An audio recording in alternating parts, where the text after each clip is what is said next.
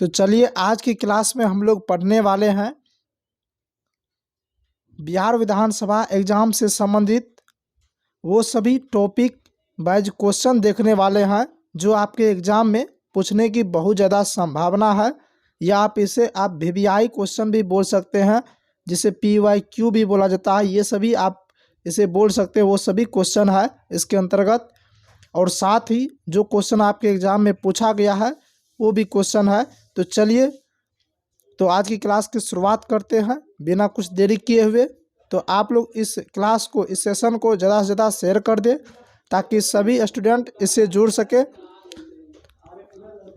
तो आज का पहला क्वेश्चन है, त्रावणकोर कोचीन किस राज्य का पुराना नाम है? अगर आपसे पूछा जा रहा है त्रावणकोर कोचीन जो है किस राज्य का पुराना नाम है, तो केरल का जो है ये पुराना नाम है। और अगर मैसूर का नया नाम पूछेगा तो कर्नाटक हो जाएगा। यानी कि यहाँ से एक क्वेश्चन और बन के आता है कि कर्नाटक का पुराना नाम कौन सा है, तो कर्नाटक का पुराना नाम जो है मैसूर है। या आप केरल का जो पुराना नाम पूछेगा तो त्रावणकोर कोचीन हो जाएगा। तो इन बातों को भी आपको याद रखना है। और कुछ का जो है हम लोग बता देते हैं, आप लोग ध्यान से सुनिएगा। हालांकि उतना पूछा नहीं जाता, जो इम्पोर्टेंट था वो क्वेश्चन में डाल दिए हैं। उत्तरांचल का पूछेगा आपका वर्तमान नाम, तो उत्तरांचल का वर्तमान नाम उत्तराखंड हो जाएगा। और संयुक्त प्रांत जो है उसका नया नाम उत्तर प्रदेश है। यानी उत्तर प्रदेश को इससे पहले संयुक्त प्रांत के नाम से जाना जाता था। और मध्य प्रांत मध्य प्रदेश को कहा जाता था। उड़ीसा का नया नाम ओडिशा है। देखिए ये क्वेश्चन पूछने की संभावना है कि उड़ीसा का नया नाम क्या है, तो ओडिशा है। और बात करें मद्रास, तो मद्रास का नया नाम आपका तमिलनाडु हो गया। तो ये सब जो है थोड़ा बहुत जानकारी के लिए आपको याद रखना है। हालांकि इतना पूछा नहीं जाता, बस 1 से 2 पूछा जाएगा। तो चलिए नेक्स्ट क्वेश्चन देखते हैं। तो उससे पहले आप लोग के लिए एक सूचना है। देखिए जिनको भी बिहार विधानसभा सचिवालय का फुल कोर्स ज्वाइन करना है, तो फुल कोर्स ज्वाइन करने के लिए आप अभी जो है आपके स्पेशल ऑफर चल रहा है। तो 351 रुपया में, मात्र 351 रुपया में आप फुल कोर्स ज्वाइन कर सकते हैं। इस कोर्स के अंतर्गत जो है आपको daily live class, recorded video मिलने वाला है। और साथ ही आपको प्रैक्टिस सेट करवाया जाएगा। प्रीवियस ईयर क्वेश्चन का पीडीएफ भी मिलेगा और वीवीआई क्वेश्चन का पीडीएफ, डाउट क्लास। अगर आपके मन में कोई भी सवाल लग जाता है तो उसके लिए एक स्पेशल डाउट क्लास की सुविधा है। और आपका वीकली टेस्ट होने वाला, जो भी आपकी क्लास में पढ़ाई होने वाला है, जो भी पढ़ाया जाएगा 1 सप्ताह के अंदर, उसका आपका ऑनलाइन वीकली टेस्ट होगा। और क्लास नोट्स पीडीएफ भी इसमें मिलेगा। और एग्जाम एंड रिवीजन, अगर आपके एग्जाम के समय जो है आपको वीडियो के माध्यम से जो है रिवीजन करवाया जाएगा, टेस्ट के माध्यम से आपको रिवीजन करवाया जाएगा। तो ये सारी फैकल्टी है इस कोर्स के अंतर्गत। तो आप लोग इस कोर्स को ज़रूर ज्वाइन कीजिए। रही बात इसकी जानकारी के लिए, जो है आप लोग को इस वाले नंबर पे व्हाट्सअप करना है। ये जो आप नंबर देख रहे हैं इस पर सिर्फ व्हाट्सअप मैसेज करना है, इस पर कॉल नहीं करना है, कॉल रिसीव नहीं होगा। सिर्फ आपको व्हाट्सअप इस पर करना है और इससे जानकारी प्राप्त कर सकते हैं। 351 के अंतर्गत भी कुछ ऑफर चल रहा है, इससे कम में भी हो जाएगा। तो इसके लिए आप इस नंबर पे सिर्फ व्हाट्सअप मैसेज करके पूछ सकते हैं। अगर रही बात जिनको पीडीएफ चाहिए, सिर्फ पीडीएफ चाहिए इम्पोर्टेंट क्वेश्चन का, लगभग 3000 क्वेश्चन आपको मिलने वाला है इस पीडीएफ के अंतर्गत। उसमें सिर्फ इम्पोर्टेंट क्वेश्चन है जो कि प्रीवियस ईयर क्वेश्चन पीडीएफ मिलेगा, और VVI question PDF, notes PDF, ये सभी पीडीएफ आपको मिलने वाला है सिर्फ 99 रुपया में। तो ये तीनों पीडीएफ जिनको भी चाहिए तो आप 99 रुपया में जो है पीडीएफ प्राप्त कर सकते हैं, जिनमें आपको 3000 क्वेश्चन दिया जाएगा आपके एग्जाम के व्यू से। VVI question, previous year question सब रहेगा। तो आप लोग जो इस पीडीएफ के लिए इस नंबर पे व्हाट्सएप पेमेंट करके स्क्रीनशॉट आपको सेंड करना है। और जिनको कोर्स ज्वाइन करना है इस नंबर पे आप कांटेक्ट करके मैसेज करके आप जो अभी स्पेशल ऑफर के तहत इस कोर्स को ज्वाइन कर सकते हैं। और इसी कोर्स का जो अभी डेमो क्लास चल रहा है, अभी जो आप लोग क्लास कर रहे हैं ये डेमो क्लास है। जैसे डेमो क्लास बंद होगा आपका स्पेशल ऑफर भी बंद हो जाएगा। तो आप लोग जल्दी से जल्दी इस कोर्स को ज्वाइन करें। तो क्वेश्चन नंबर 202 है, भारत में किस प्रकार का नागरिकता का प्रावधान है? देखिए आज के वीडियो में, आज की क्लास में प्रॉपर हम नागरिकता के बारे में चर्चा करने वाले हैं, नागरिकता के बारे में जानने वाले हैं। कि किस तरह से नागरिकता, कहाँ कहाँ से क्वेश्चन पूछा जाता है नागरिकता के टॉपिक से, तो वो सभी क्वेश्चन को देखने वाले हैं। और नागरिकता किस तरह प्राप्त किया जाता है और किस तरह समाप्त किया जाता है, सभी को अच्छे तरह से बारीकी से समझने वाले हैं। तो आप लोग इस क्लास को जो है अच्छे तरीके से समझने का प्रयास कीजिएगा। तो देखिए, भारत में जो है एकल नागरिकता का प्रावधान है, और नागरिकता के प्रावधान की चर्चा जो अनुच्छेद 5 से 11 के बीच में है। अगर भारतीय संविधान के भाग 2 में नागरिकता का प्रावधान भाग पूछेगा तो भाग 2 में नागरिकता का प्रावधान है, और अनुच्छेद 5 से 11। देखिए, आपको प्रॉपर अनुच्छेद याद नहीं भी होता है तो ज़्यादा टेंशन लेने की बात नहीं है, लेकिन आपको ये बात याद रखना है कि नागरिकता का प्रावधान जो है अनुच्छेद 5 से 11 के बीच में है। कितना? 5 से 11 के बीच में है। बस इतना बात याद रखना है। जैसे ही आपसे क्वेश्चन पूछा जाएगा कि ये नागरिकता किस अनुच्छेद से संबंधित है, तो आपके ऑप्शन में 5 से 11 के बीच में जो ऑप्शन रहेगा उसको टिक लगा देना है, आपका सही उत्तर हो जाएगा। और रही बात एकल नागरिकता की, तो एकल नागरिकता क्या है? तो देखिए, भारत में जो है एक ही नागरिकता मिलता है आपको। जिस तरह आप भारत के नागरिक हैं, कभी ये नहीं बोलते हैं कि आप बिहार के नागरिक हैं। बिहार का आपको नागरिकता नहीं मिलता है। कुछ देशों में 2 नागरिकता मिलता है, राज्य का अलग मिलता है और देश का अलग मिलता है, लेकिन यहाँ पे राज्य का नहीं मिलता, सिर्फ आपको देश का मिलता है, यानी भारत का मिलता है। यहाँ पे राज्य का या किसी भी केंद्र शासित प्रदेश हो गया, किसी भी क्षेत्र का जो है अलग से नागरिकता नहीं मिलता है। और साथ ही बात करें तो अगर आप भारत का नागरिक लिए हैं तो दूसरे देश का नागरिकता प्राप्त नहीं कर सकते हैं, या आप दूसरे देश के नागरिकता प्राप्त किए हैं तो भारत का नागरिकता आपका समाप्त हो जाएगा। तो इसी को जो है एकल नागरिकता कहा जाता है। तो भारत में जो है एकल नागरिकता का प्रावधान है। तो नागरिकता का प्रावधान किस देश से लिया गया है? तो ब्रिटेन से लिया गया है। ये क्वेश्चन हालांकि देखिए, अगर आप संविधान का स्रोत पढ़ेंगे तो ये आप पढ़े होंगे, और संविधान का भाग पढ़ेंगे तो ये पढ़े होंगे, लेकिन यहाँ पे इसलिए हम दे देते हैं ताकि आपको याद रहे, ताकि आपका रिवीजन होते रहे। ऐसा ना हो कि बस याद करते जा रहे, वीडियो देखते जा रहे, क्लास करते जा रहे हैं और सब कुछ भूलते जा रहे, पीछे से आगे याद करते जा रहे, पीछे से भूलते जा रहे। कोई फायदा नहीं होने वाला ऐसे पढ़ाई से। इसलिए बीच बीच में वैसा क्वेश्चन डाला जाता है ताकि आपका रिवीजन होते रहे। कितने मौलिक अधिकार विदेशी नागरिक को प्राप्त नहीं होता है? तो 5 मौलिक अधिकार है जो आपके विदेशी नागरिक को प्राप्त नहीं होता है। तो यहाँ पे एक क्वेश्चन आता है कि विदेशी नागरिक क्या होता है और देशी नागरिक क्या होता है। तो देखिए, भारत में नागरिक जो है 2 प्रकार के होते हैं, एक आपका देशी नागरिक और एक आपका विदेशी नागरिक। तो देशी नागरिक जो है, देशी नागरिक को समस्त मौलिक अधिकार प्राप्त होता है। मौलिक अधिकार के बारे में जो है कल वाले क्लास में देखने वाले हैं। कल जो है मौलिक अधिकार के बारे में ही पूरे टॉपिक पढ़ने वाले हैं। तो थोड़ा बहुत यहाँ जान लेते हैं। मौलिक अधिकार ऐसा अधिकार है जो आपका मूल अधिकार है, जिस पे सिर्फ आपका हक है। आप उसके लिए जो है आप सर्वोच्च न्यायालय यानी कि सुप्रीम कोर्ट तक जा सकते हैं, तो वो आपका मौलिक अधिकार है। तो देशी नागरिक को जो है समस्त मौलिक अधिकार प्राप्त होता है, लेकिन जो विदेशी नागरिक होता है, जो दूसरे देश का जो नागरिक होता है, उसको जो है 5 मौलिक अधिकार प्राप्त नहीं होता है। वो 5 मौलिक अधिकार है अनुच्छेद 15, अनुच्छेद 16, अनुच्छेद 19, 29 और 30। ये सब में जो भी प्रावधान दिया गया इस अनुच्छेद में, ये सब जो विदेशी नागरिक को प्राप्त नहीं होता है। इन बातों को याद रखना है। तो ज़्यादातर आपसे ये पूछा जाता है, ऐसे पूछा जाएगा कौन सा अनुच्छेद विदेशी नागरिक को प्राप्त नहीं होता है, तो ऑप्शन में 15 दे दिया जाएगा, या 16, 19, 29 या 30, इन सभी में दिया जाएगा। तो इनको भी याद रखना है। और 5 मौलिक अधिकार ऐसे जो विदेशी नागरिक को प्राप्त नहीं होता है, तो इन बातों को याद रखना है।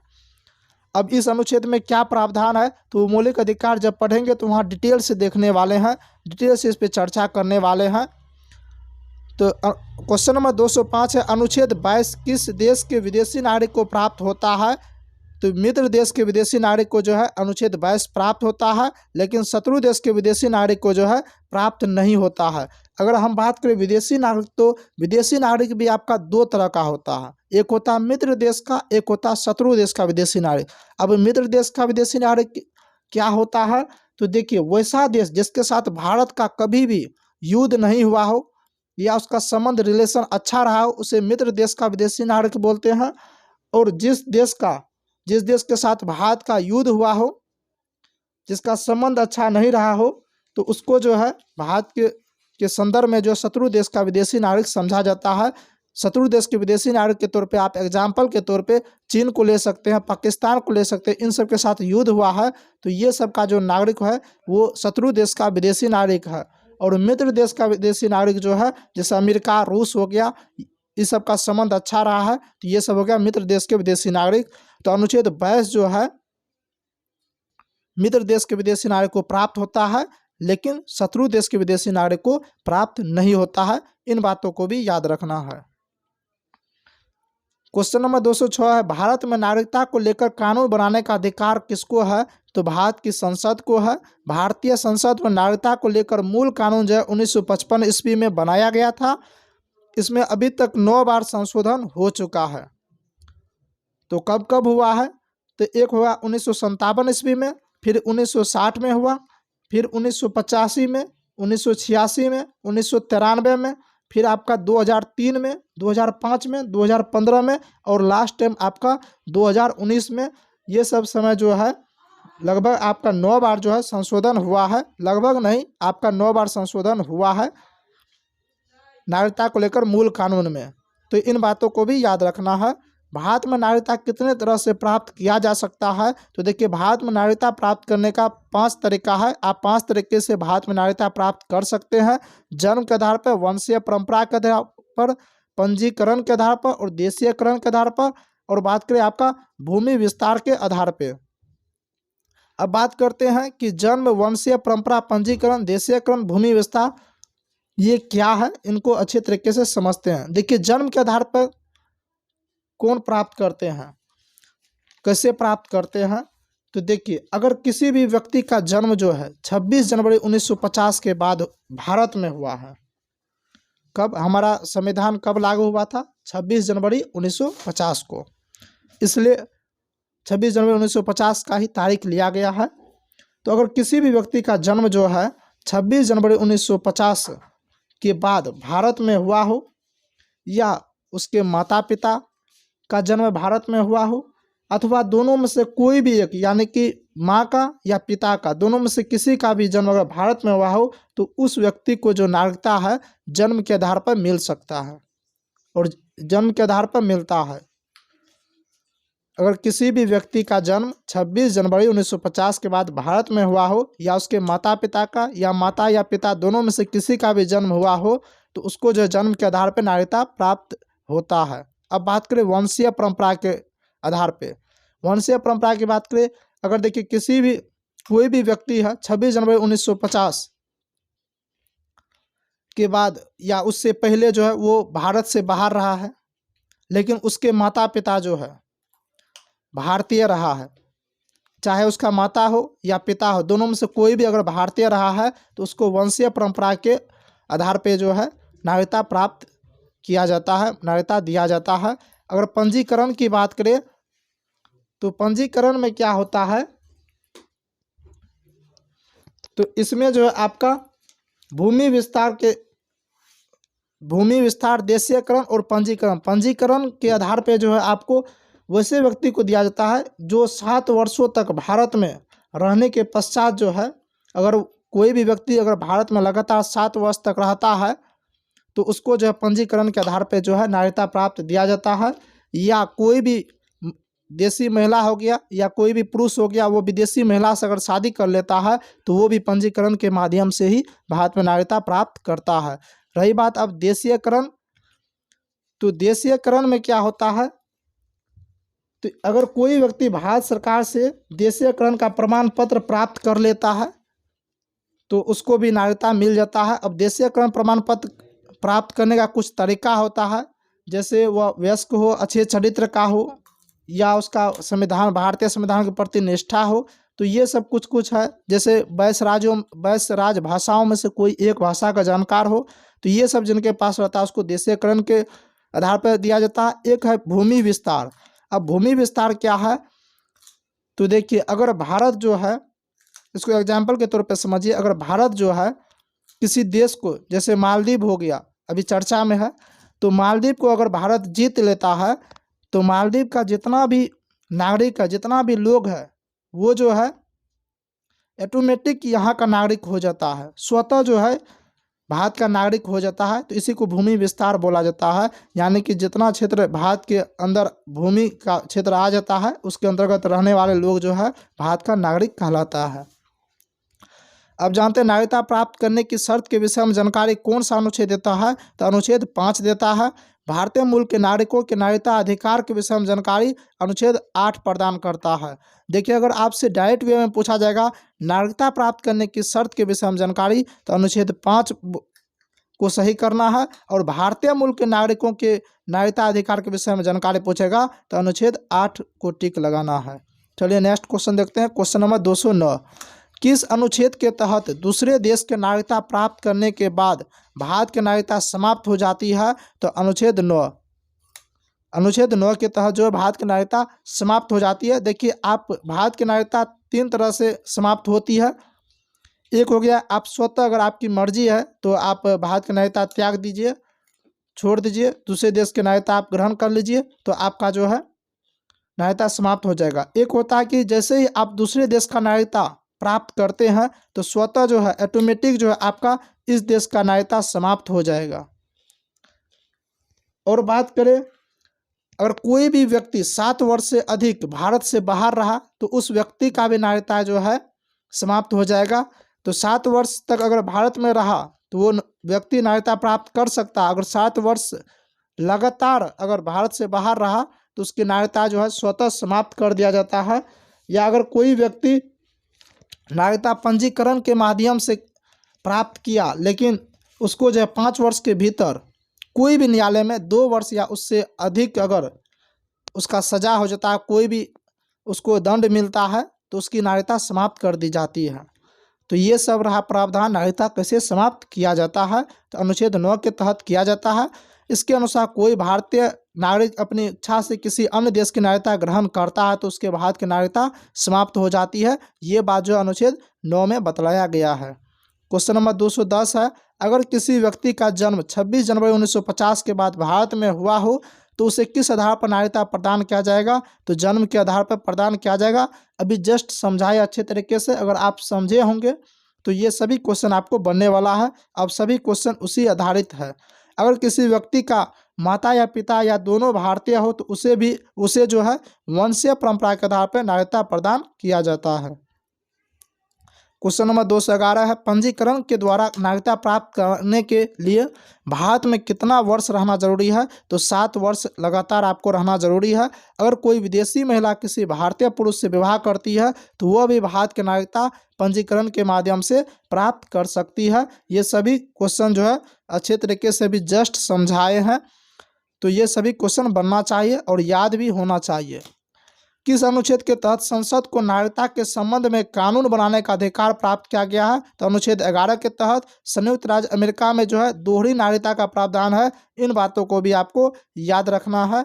कितने वर्षों तक लगातार बाहर रहने पर नागरिकता समाप्त हो जाती है, तो 7 वर्षों तक अगर आप लगातार बाहर रहते हैं, भारत से बाहर रहते हैं, तो आपकी नागरिकता समाप्त की जाती है। भारतीय संविधान में नागरिकता के प्रावधान जो है 1949 ईस्वी में लागू हुआ था। इन बातों को भी याद रखना है। क्वेश्चन नंबर 214 है, महाराष्ट्र और गुजरात को अनुच्छेद कितना के तहत विशेष राज्य का दर्जा दिया गया, तो अनुच्छेद 371 के तहत जो है विशेष राज्य का दर्जा दिया गया। अगर वहीं बात करें नागालैंड को, तो नागालैंड को जो है 371 के क के तहत जो है, यानी ए कहिए या क कहिए, तो 371 के क के तहत नागालैंड को विशेष राज्य का दर्जा दिया गया। और आपको सिक्किम को जो है 371 के च के तहत जो है विशेष राज्य का दर्जा दिया गया। और गोवा की बात करें तो 371 के झ के तहत जो है आपको विशेष राज्य का दर्जा दिया गया। तो ये सब थोड़ा इम्पोर्टेंट है, इसलिए इनको भी थोड़ा बहुत जान लेते हैं। किस प्रावधान के अंतर्गत भारतीय संसद को नया राज्य बनाने का अधिकार है, तो अनुच्छेद 3 के तहत है। नए राज्य का गठन की शक्ति किसके पास है, तो संसद में निहित है। इन बातों को याद रखना है। ये क्वेश्चन ज़्यादातर अभी तक एग्जाम में पूछा जाता है कि नए राज्य के गठन की शक्ति किसके पास है, संसद के पास है। और किस अनुच्छेद के तहत, अनुच्छेद 3 के तहत जो है भारतीय संसद को नया राज्य बनाने का अधिकार है। क्वेश्चन नंबर 216 है, भारत के संविधान में किसको राज्यों की सीमाओं को परिवर्तित करने की शक्ति प्राप्त है? तो संसद को। संविधान के प्रथम अनुच्छेद के अनुसार भारत जो है राज्यों का यूनियन है, इन बातों को याद रखना है। भारत में संघ राज्यों का प्रशासन होता है तो राष्ट्रपति द्वारा होता है। मूल संविधान में राज्यों को 4 वर्गों में रखा गया था। क्वेश्चन नंबर 218, भारत संघ में कितने राज्य है? तो आपका 28 राज्य है और वर्तमान में 8 केंद्र शासित प्रदेश है। इन बातों को भी याद रखना है, हालांकि सबको मालूम होगा, लेकिन जो बेसिक लेवल से जो है, मैं बोला था बेसिक से टॉप लेवल तक का यहाँ पढ़ाते हैं, तो जिनको कुछ भी मालूम नहीं हो उनके लिए ये सब भी क्वेश्चन है। भाषा के आधार पर राज्यों का पुनर्गठन किस वर्ष किया गया था? तो 1956 ईस्वी में किया गया था। प्रथम भाषाई राज्य आंध्र प्रदेश को बनाया गया था। कल वाले वीडियो में, कल वाले क्लास में इन सभी की चर्चा अच्छी तरीके से किया था। जो भी कल वाले क्लास किए होंगे उनको बेहतर तरीके से समझ में आता होगा, और जो नहीं भी किया है उनके लिए भी कोई खास नया चीज़ नहीं है। अच्छे तरीके से आज भी समझा दिए हैं इस टॉपिक को भी। हालांकि जो नहीं क्लास किए हैं आप लोग कल वाले सेशन को, कल वाले क्लास को आप लोग एक बार जरूर देख लीजिएगा। किस संवैधानिक संशोधन के तहत सिक्किम को भारत का एक राज्य बनाया गया था? तो 35वां संविधान संशोधन के तहत। गोवा को भारतीय संघ का राज्य क्षेत्र 1961 में बनाया गया था। ये जो है 1961 तक पुर्तगालियों के अधीन था, पुर्तगालियों का गुलाम था। इस पे पुर्तगाली जो है कब्जा कर रखा था। तो 1961 में जो है पुर्तगालियों से इन्हें आज़ादी मिला था। लोकसभा में केंद्र शासित प्रदेशों के लिए कितने सीटें आरक्षित है? तो 20 सीट जो है आरक्षित है केंद्र शासित प्रदेश के लिए। राज्य पुनर्गठन आयोग ने 1 नवंबर 1956 को 14 राज्य और 6 संघ राज्य बनाया गया था। 1 नवंबर 1956 को कितना राज्य? 14 राज्य और 6 संघ शासित प्रदेश यानी केंद्र शासित प्रदेश बनाया गया था। क्वेश्चन नंबर 222 है, किस संविधान संशोधन द्वारा दिल्ली को राष्ट्रीय राजधानी क्षेत्र का दर्जा दिया गया था? तो 69वां संविधान संशोधन। दिल्ली जो एक केंद्र शासित प्रदेश है। तो इनके बाद जो है आपका मौलिक अधिकार शुरू होता है, जो कि एक नया आपका चैप्टर है मौलिक अधिकार। तो मौलिक अधिकार चैप्टर को जो है कल वाले क्लास में देखने वाले हैं। हालांकि डेली 25 क्वेश्चन करते हैं, लेकिन यहाँ से आपका मौलिक अधिकार शुरू हो रहा है। तो मौलिक अधिकार को कल जो है बारीकी से अच्छे तरीके से समझने वाले हैं। आज के क्लास में जो है नागरिकता को से संबंधित सभी क्वेश्चन को कर लिए हैं। तो आई होप डैट ये क्लास आप लोग को अच्छा लगा, तो इस सेशन को लाइक करें और ज़्यादा से ज़्यादा शेयर करें। मिलते हैं अब नेक्स्ट वीडियो में, तब तक के लिए जय हिंद।